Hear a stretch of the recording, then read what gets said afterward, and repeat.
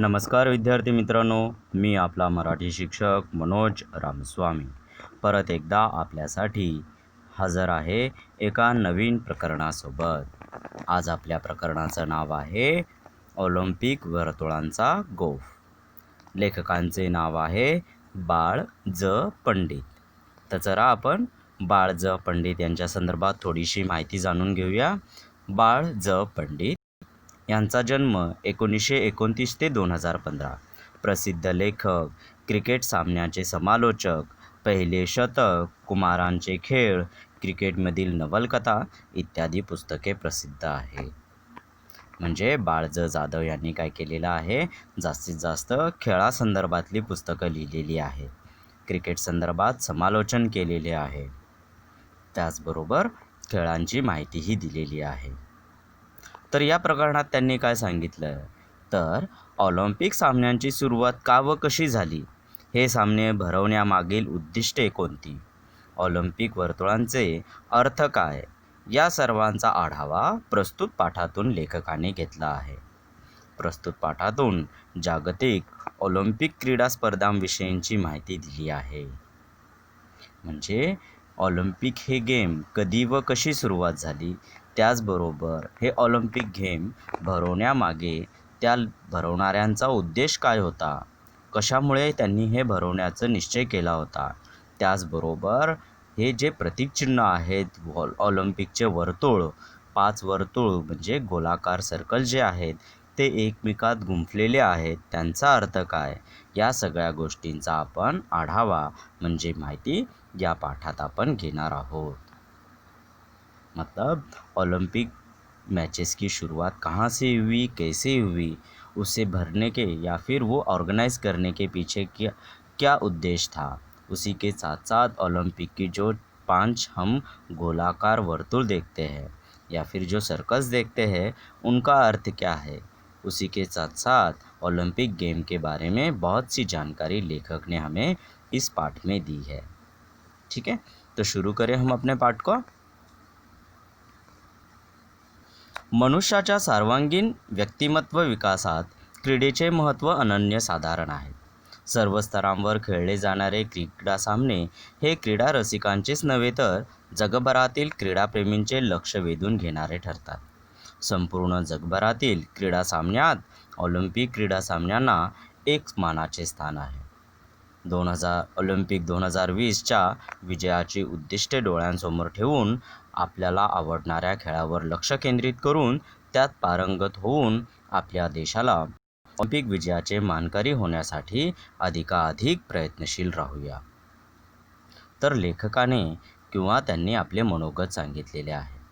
त्याच्यात त्यांनी सांगितले आहे मनुष्याच्या सर्वांगीण विकासासाठी काय खेळ हा जास्त महत्त्वाचा आहे।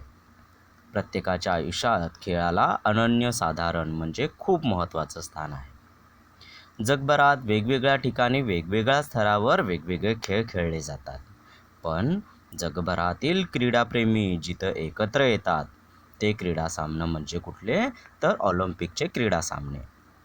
तर ह्याला जगात एक मानाचे स्थान प्राप्त झालेले आहे, महत्त्वाचे स्थान प्राप्त झालेले आहे। तर 2020च्या ऑलिम्पिकचे उद्दिष्ट म्हणजे तिथे जास्तीत जास्त पदक आपण जिंकावं यासाठी आपण प्रयत्न करायला पाहिजे आणि त्यासाठी आपण आपले आशावादी राहूया आणि आपण पुढच्या 2020च्या ऑलिम्पिक्सची जी काही सामने होणार आहेत त्या संदर्भात आपण थोडीशी जागरूक राहूया आणि आपल्या देशाला प्रोत्साहन देऊया। तो इंसान के सर्वांगीण विकास के लिए खेल का हमारे जीवन में बहुत ज़्यादा महत्वपूर्ण स्थान है। हर तरह का खेल होता है और हर स्तर पर खेला जाता है। स्कूल के लेवल में, इंटर स्कूल, इंटर स्टेट या फिर इंटर नेशनल या फिर उससे भी बड़ा कॉन्टिनेंटल, ऐसे मतलब अलग अलग स्तर पर अलग अलग खेल खेले जाते हैं। इन सारे खेलों में ओलंपिक गेम का अपना अलग स्थान है। दुनिया में सबसे बड़े महत्वपूर्ण खेलों में ओलंपिक खेल का एक अलग सा स्थान अपना उद्देश्य रखा हुआ है। ओलंपिक 2020 में विजय का उद्दिष्ट रखते हुए हमें हमारे भारतीय खिलाड़ी अच्छे से अच्छे प्रदर्शन करें, इस बात की कामना कर कर हम इस पाठ की शुरुआत करते हैं। ऑलिम्पिक गावाकडे आमची मोटार भरधाव वेगाने जात होती. गर्दी प्रचंड असली तरी रहदारीला अडचण मुळीच नव्हती. येण्या जाण्यासाठी वेगवेगळे रस्ते होते. खेळाचे मैदान जवळ येऊ लागले तसे आमचे डोळे समोरील क्षितिजाकडे लागले. खूपच उंच अशा स्तंभावर एक भला मोठा ध्वज फडफडत असलेला आम्हाला दिसला. ऑलिम्पिक सामन्याचे ते स्वातंत्र्य निशाण होते. ध्वजावरील पांढऱ्या शुभ्र पार्श्वभूमीवर लाल, पिवळ्या, निळ्या, हिरव्या व काळ्या रंगांचे वर्तुळ एकमेकात गुंफलेली होते. जणू 5 मित्रच हातात हात घालून आपल्या मैत्रीची साक्ष जगाला देत होते. म्हणजे लेखकाची जेव्हा गाडी ऑलिम्पिक गावात गेली तर दोन्ही बाजूला लोकांची प्रचंड गर्दी त्यांना दिसलेली होती. पण ही गर्दी असल्यामुळे रहदारीला म्हणजेच वाहतुकीला काही अडचण होती का? तर काहीच नव्हती. कारण दोन्ही जागेवर रस्ते वेगवेगळे होते. येण्यासाठी वेगळा आणि जाण्यासाठी वेगळा. त्यामुळे रहदारीला कुठलीही अडचण भासली नाही. आणि खेळाचे मैदान जसे जसे जवळ येऊ लागले त्यांना मैदानासमोरचा एक मोठासा झेंडा फडकताना दिसला. झेंडा स्तंभ म्हणजे काय? तर खांब आणि ध्वजा म्हणजे झेंडा फडकताना दिसला. तो झेंडा कुठला होता? तर ऑलिम्पिक सामन्यांचा स्वतंत्र निशाण होते.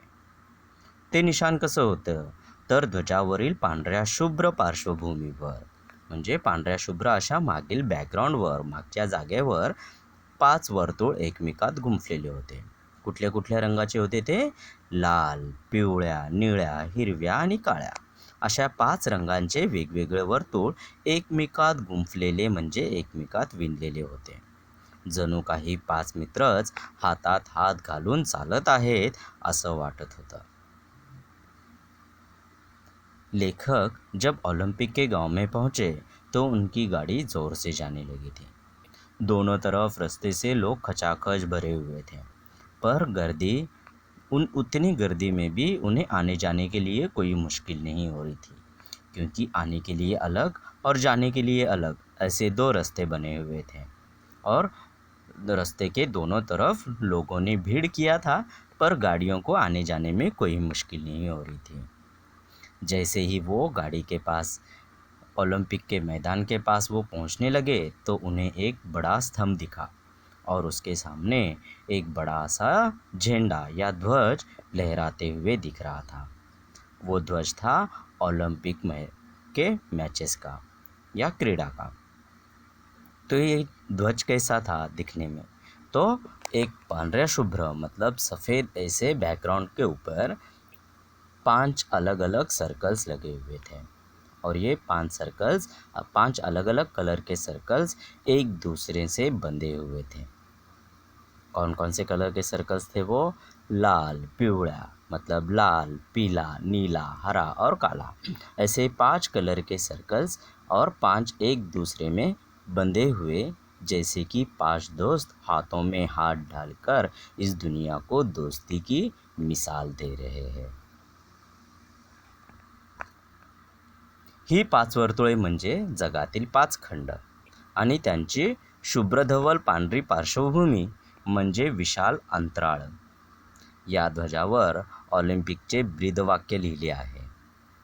सिटियस, ऑल्टियस, फॉर्टियस म्हणजे गतिमानता, उच्चता, तेजस्विता. प्रत्येक खेळाडूने जास्तीत जास्त गतिमान होण्याचा प्रयत्न केला पाहिजे. अधिकाधिक उंची गाठण्याची शिकस्त केली पाहिजे आणि बलसंवर्धनासाठी जास्तीत जास्त श्रम केले पाहिजे असा संदेश हा ध्वज खेळाडूंना देत असतो. या ध्वजस्तंभाजवळ एक स्फूर्तिदायक मशाल सतत तेवत असते. तर ही 5 वर्तुळे काय आहे? या आपल्या जगाच्या 5 खंडांना प्रतिनिधित्व करतात. आपल्या जगाचे 5 खंड माहिती आहे ना? अमेरिका खंड, ऑस्ट्रेलिया खंड, आशिया खंड, आफ्रिका खंड, युरोप खंड. बरोबर? तर या 5 खंडांचा प्रतिनिधित्व हे काय आहे? तर आपले हे 5 वर्तुळ, वेगवेगळ्या रंगांचे 5 वर्तुळ करत आहेत. तर पांढरे शुभ्र धवल असे पार्श्वभूमी म्हणजे काय, तर हे निळे आकाश होय. तर या निळ्या अंतराळात आकाशात काय आहे, हे 5 खंड एकमेकांना हातात हात देऊन जगांसमोर मैत्रीची साक्ष देत आहेत. आणि त्याचबरोबर ध्वजामध्ये खाली एक ब्रीदवाक्य म्हणजे स्लोगन लिहिलेलं होतं. कुठलं, तर सीटीएस, ऑल्टियस आणि फोर्टियस. म्हणजे काय, सीटीएस म्हणजे गतिमानता, ऑल्टियस म्हणजे उच्चता आणि फोर्टियस म्हणजे तेजस्विता. म्हणजेच प्रत्येक खेळाडूने जास्तीत जास्त गतिमान व्हायला पाहिजे आणि होण्याचा प्रयत्न केला पाहिजे. त्याचबरोबर प्रत्येक खेळाडूने आपली अधिकाधिक उंची गाठण्याची शिकस्त केली पाहिजे. म्हणजे आपण केलेला रेकॉर्ड आपणच तोडण्याचा प्रयत्न केला पाहिजे. प्रत्येकाने आपापली उंची गाठायला पाहिजे. त्याचबरोबर फोर्टियस म्हणजे काय, उच्चता, तेजस्विता. त्याच्यात बलसंवर्धनासाठी जास्तीत जास्त श्रम केले पाहिजे. म्हणजे आपण काय करायला पाहिजे, जास्तीत जास्त प्रकाशमान होऊन आपण आपल्या जिंकण्यासाठी जास्तीत जास्त प्रयत्न केला पाहिजे, असा संदेश या ध्वजांकडून आपल्याला मिळत आहे.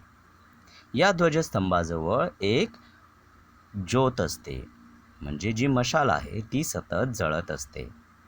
ही जळणारी मशाल काय आपल्याला संदेश देते, की आपण जास्तीत जास्त स्फूर्तिदायक राहायला पाहिजे. म्हणजे आपण नेहमी प्रयत्नशील राहायला पाहिजे, की आपण नेहमी जसं आग जळत असतं तसं आपल्यातली ज्वाला ही जिंकण्याची जी उम्मीद आहे ती सतत जळत ठेवायला पाहिजे. ये 5 जो सर्कल्स है जो हमारे ओलंपिक के झंडे पर है, वो 5 सर्कल्स मतलब क्या होते हैं, हमारे 5 कॉन्टिनेंट्स हैं। और उसके बैकग्राउंड में जो सफ़ेद कलर है वो हमें किसकी, तो इस नीले आसमान की निशानी है। मतलब दुनिया में या फिर इस विश्व में या फिर इस यूनिवर्स में हम 5 कॉन्टिनेंट्स एक दूसरे के साथ मिलजुल कर आगे बढ़ रहे हैं दोस्ती के साथ, ऐसे उसमें बताया गया है। उसी के साथ साथ उस झंडे में या फिर उस फ्लैग में नीचे एक स्लोगन दिया गया है, सीटीएस, ऑल्टियस और फोर्टियस। सीटीएस का मतलब है गतिमानता, मतलब हमें ज़्यादा से ज़्यादा स्पीड होकर हमें खेलना चाहिए ताकि हमें जीत हासिल कर सके। ऑल्टियस, ऑल्टियस माने उच्चता, मतलब हमें हमेशा ज़्यादा से ज़्यादा उच्चता प्राप्त करने की, मतलब हमने जो रिकॉर्ड बनाया है, जो खेल का रिकॉर्ड बनाया है उसे तोड़कर और नया रिकॉर्ड बनाने की कोशिश करनी चाहिए। उसी के साथ साथ फोर्टियस मतलब तेजस्विता। तो ये करने के लिए हमारे अंदर जो शक्ति चाहिए, जो बल चाहिए, जो श्रम चाहिए, वो प्राप्त करने की शक्ति हमें रखनी चाहिए। यही संदेश ये ध्वज हमें देता है। इस ध्वज स्तंभ के पास एक मशाल हमेशा जलती रहती है, वो होती है ओलंपिक मशाल। और ये मशाल हमें ये संदेश देती है, जिस तरह से ये आग हमेशा जलते रहती है, उसी तरह हमें भी हमारे अंदर की आग, मतलब हमारे अंदर की स्फूर्ति, उत्साह हमेशा ताज़ा रखना होना चाहिए, ताकि हम अच्छा से अच्छा प्रदर्शन कर सके। चला ही प्रश्नोत्तरे लिहून घ्यायची आहेत आणि सोडवायचा प्रयत्न करायचा आहे।